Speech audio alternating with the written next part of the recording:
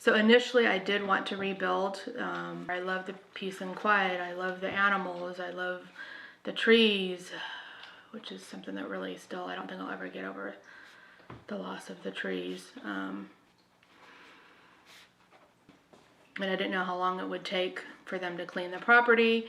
But then I also started realizing I can never live in a wooded area again, because every fire season I would have such anxiety. I mean, if I hadn't been home when I was, because sometimes I would leave early for work depending on my clients' needs. If I had left early that day, which wasn't uncommon, then I would have absolutely nothing and my cat wouldn't be alive. So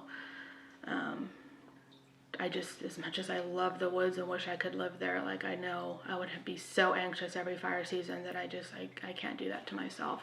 In my living room, you'll see that I have, so we had a dogwood on the property that burned. There's branches from the dogwood that I have decorated. Trees just mean a lot to me. And then I've also gotten tattoos since the fire that are all part of this as well too. So a lot of things changed after the fire, like this haircut. This haircut is new. I got this 9 days after the fire. But this is, I know it's a weird form of self-care, but this is basically how I feel on the inside represented outwardly. It's my spiritual center. It's like a totem pole. So unless I burn up in a fire, this is permanent. This isn't going anywhere. You can't take this away from me. And it really does reflect how I feel and where I gain my strength from. Aren't they great? Look at the resonance in that. They were in my carport. I used to love to sit in my bed and just listen to them. They were so wonderful.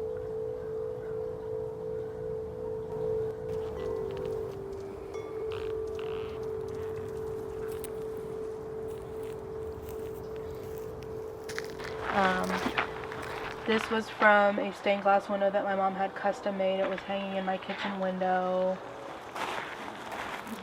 This was my grandma's china, Grandma Charlotte. And then the rest of it, because I just love antiques and old stuff, is just stuff I've collected over the years. This is the head of a quail, a little ceramic quail. It's like carved up there.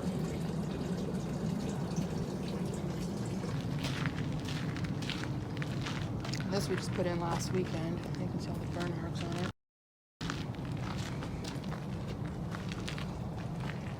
I can imagine if I had gone to work earlier, I wouldn't have been home to take my cat with me. Like, I just couldn't even deal with that.